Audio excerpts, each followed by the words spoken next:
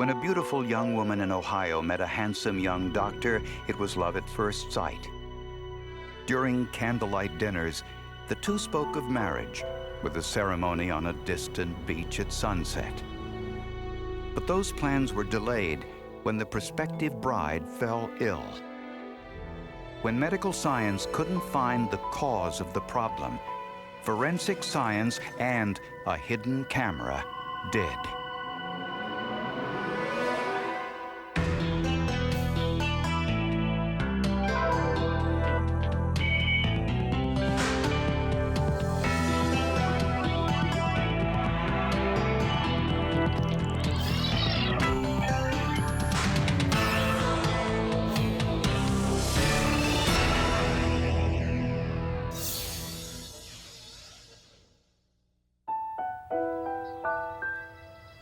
At 33 years old, Michelle Baker was ready to settle down, get married, and start a family.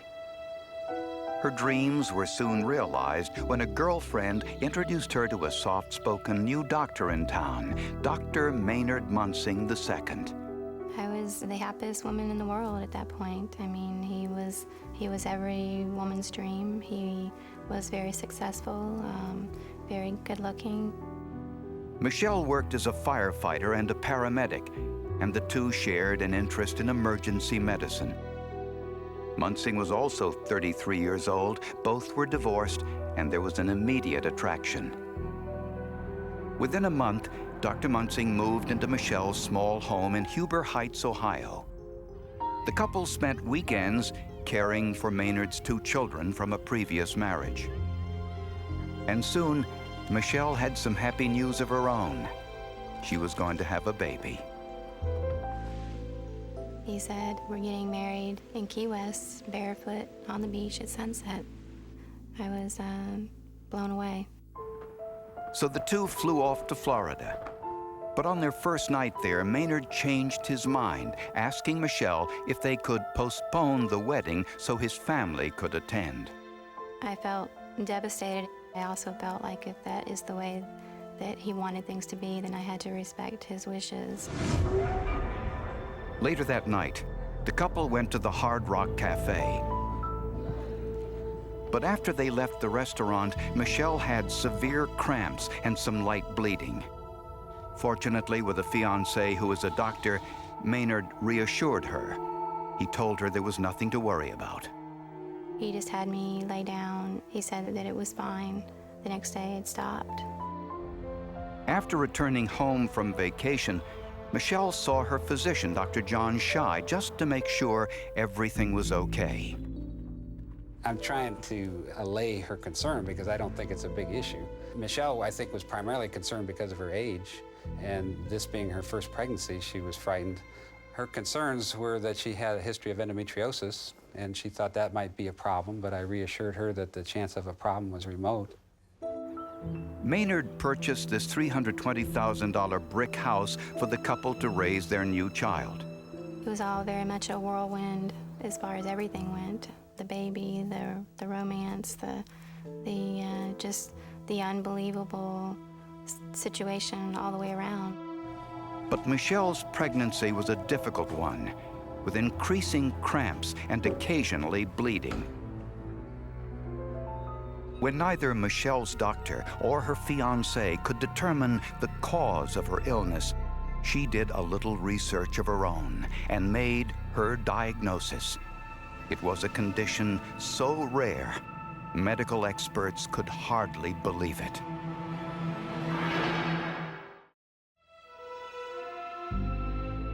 Although Michelle Baker and Dr. Maynard Muntzing were expecting a child and had plans to marry, Maynard revealed some news which threatened those plans. He admitted he still had lingering feelings for a former girlfriend, Tammy Irwin, despite their stormy past. You've told all these people such horrible things about her and what kind of person she is, I said, and you still have feelings for her? Over the 4th of July weekend in 2000, Michelle planned to stay home while Maynard left for a fishing trip with a friend about an hour's drive away. We spent the morning together, had a good morning, really good morning. And he packed some clothes and he left. That was Prisoner of Love here on All Request Hour, Q92. Let's go to the request lines. From Huber Heights. Hello, what can I play for you?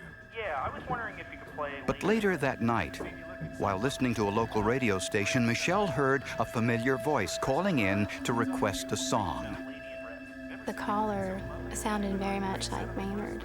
And I just stopped right there. I just stopped dead in my tracks. And I listened, and the DJ asked him, he said, well, who is this? And he said, Maynard. Do you want to dedicate this to anyone? Now suspecting she had been lied to, Michelle asked a neighbor to drive her to the home of Maynard's former girlfriend, Tammy Irwin. And see, there they are. Michelle's fears were confirmed when she saw him outside with Tammy. Fishing trip, huh? Not what it looks like. It's exactly what it looks like. A confrontation ensued. I'm not going anywhere. She never knew that Maynard was living with me. He had told her that he was living with a friend of his, and all the while he was with me.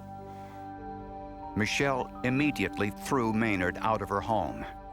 I was devastated. I just couldn't believe that someone could be that deceiving and appear to be something that they're obviously not. But a few days later, Maynard called inviting Michelle to a picnic so the two could talk. He apologized for his lapse in judgment and asked Michelle if they could get back together. He turned to me and he said that he was very sorry about all of this. Seemed very sincere in what he was saying. But the picnic was interrupted when Michelle got very sick. I was so ill there at the park that I couldn't even leave. I would leave the restroom and then 5 minutes later I have to be right back in the restroom. Not only was by vomiting and by diarrhea, but I also, about 40 minutes into this, started bleeding, and bleeding pretty bad. Michelle immediately went to her doctor. He could find nothing seriously wrong. An ultrasound of the fetus was normal, and once again, Michelle assumed her symptoms were stress-related. With their relationship back on track, the couple once again spoke of marriage. He was affectionate, and he rubbed my back, watched TV with me, and it seemed very normal. But it happened again. Michelle started cramping, bleeding, and vomiting. And I thought that this was due to anxiety and stress and probably just internal pressure that developed when she saw her boyfriend. But it was Michelle's twin sister, Melinda, who noticed an interesting coincidence. She had said that, don't you find it odd that every time you're with him, after he leaves, you're sick? And I was just horrified by what she was implying. Michelle recalled that Maynard was the one who brought the drinks from the bar to their table in Florida, shortly before she fell ill the first time. And he also prepared her drink at the picnic before the second bleeding incident. But what was he doing to her drinks? To find out, she set a trap and was clever enough to videotape it.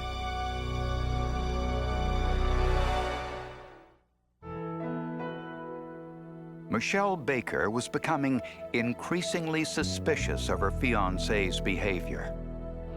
Maynard told Michelle he was taking his children to Florida for a short vacation. Michelle suspected he was lying. To find out, Michelle drove to the home of Maynard's ex-girlfriend, and there saw Maynard's car. Through an open window, Michelle overheard Maynard and Tammy Irwin discussing Michelle's pregnancy. Tammy asked Maynard what he intended to do about the baby, and Maynard's response to her was, she need not worry about that, that as far as he knew, that it could have already been taken care of. My heart dropped.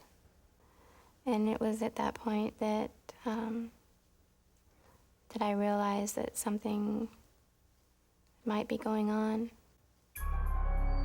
Michelle immediately told police about her suspicion that Maynard was trying to abort their child.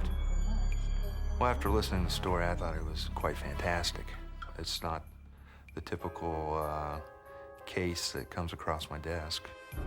I was certainly skeptical at first and thought, I can't imagine that someone would even do this. It's beyond my dreams. Something I haven't run into in 25 years of experience. Is he still trying to make contact? Police wanted Michelle to take a lie detector test, but department rules prohibit the test to be done on pregnant women. We told her, basically, that because of his professional position, that we were going to need all types of physical evidence that would show that he's responsible for this. But without proof, there was little police could do. So Michelle conducted her own investigation. Inside a silk plant, Michelle and her girlfriend hid a small video camera in her kitchen with a clear view of the kitchen countertop area. I was scared. I was afraid that he would see it. She then invited Maynard to dinner. As soon as he arrived, Michelle said she was going outside to put the steaks on the grill and asked Maynard to prepare her a drink. The videotape clearly revealed Maynard pouring an unknown substance into Michelle's soft drink. When he handed Michelle the drink, she excused herself to go to the bathroom, where she had hidden a plastic container. As I poured that drink into that container, there was a white sludge in the bottom of my cup, an enormous amount. I mean, not just a little bit, but a very large amount. And then I rinsed my cup out. I poured my new Coke into that glass, hid the other stuff. I walked back out and sat down at the table and ate dinner with him. I was sickened, but I knew that this was the only way that I could prove this. This was the only way that I could keep him away from my baby. Getting through dinner was difficult. Michelle wanted to get the drink to the police station quickly, and throughout dinner, her telephone rang incessantly. It was Tammy Irwin asking to speak with Maynard. When Maynard finally left, the telephone rang once more.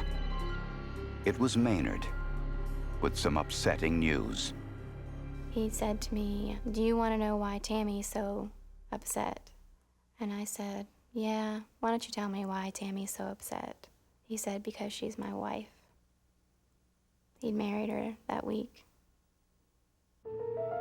The police immediately sent Michelle's soft drink to the forensics lab. My first reaction is, you gotta be kidding me. We have no idea what we're looking for here. It's not a typical forensic case, so where are we gonna even start? There's literally hundreds of drugs that this could be. On a hunch, police called a local pharmacist asking for a list of medications that can cause harm to a fetus if taken by a pregnant woman. The most commonly prescribed drug fitting that description was a stomach ulcer drug, Cytotec. The contents of Michelle's soft drink were placed in a gas chromatograph mass spectrometer. The chromatograph separates the various elements. The mass spectrometer analyzes them. By comparing the known Cytotec that we received from the pharmaceutical company, we compared that to the substance that was found in the Coca-Cola and found a match. Therefore, the Coca-Cola contained Cytotec. It's also a drug that is used in a very limited capacity to induce labor. The actual effects of that particular drug are to actually start contractions. But police had a problem. There was no proof it was Cytotec that Maynard was putting into the soft drink. A clever defense attorney could claim that Michelle laced her own drink with the drug in order to frame him. So police set a trap of their own.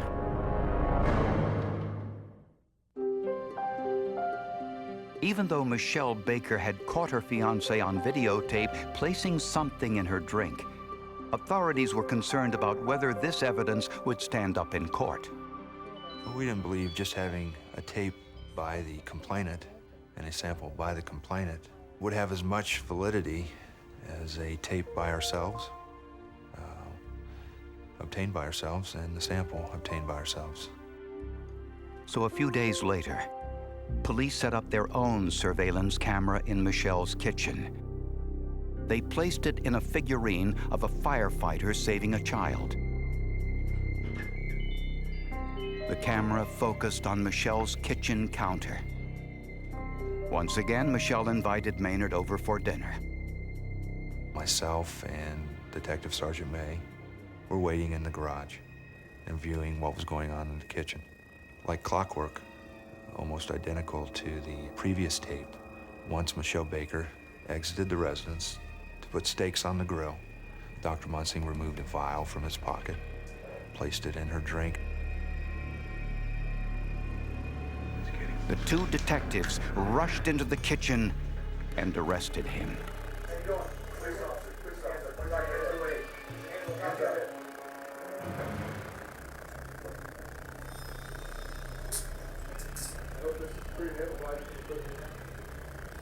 At that time, I pointed up to the camera and said, right up there, you're on camera. And that's when he viewed the camera to look at it. I said, I told you that you didn't have to have anything to do with this baby, and instead you tried to kill the baby and kill me.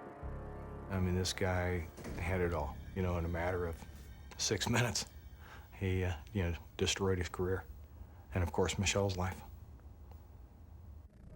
Dr. Muntzing cryptically explained why he had done it. He'd basically poisoned the drink in an attempt to remove the problem. When questioned as to whether or not the problem meant the baby, he advised yes. Lab tests confirmed that this drink was spiked with Cytotec 2. A search of Muntzing's car trunk revealed even more Cytotec.